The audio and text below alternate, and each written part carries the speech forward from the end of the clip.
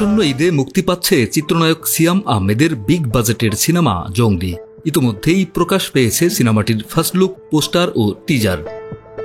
মুক্তি উপলক্ষে চলছে জোর প্রচারণা। তারই ধারাবাহিকতায় এবার প্রকাশ্যে সিনেমার প্রথম গান জনম জনম।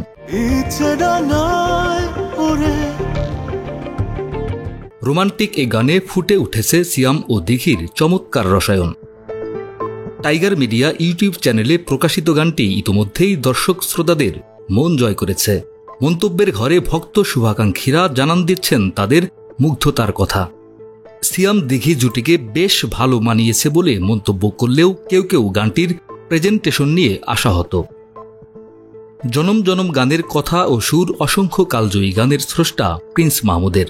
এতে কণ্ঠ দিয়েছেন তাহসান খান ও আতিয়া আনিসা, সঙ্গীত করেছেন ইমরান মাহমুদুল। জানা গেছে জনম জনম ছাড়াও এই সিনেমার আরও 3টি গানের কথা ও সুর করবেন প্রিন্স মাহমুদ। জঙ্গলিতে দিঘির পাশাপাশি সিয়ামের বিপরীতে আছেন শবনম বুবলি। এটি নির্মাণ করছেন এম রাহিম।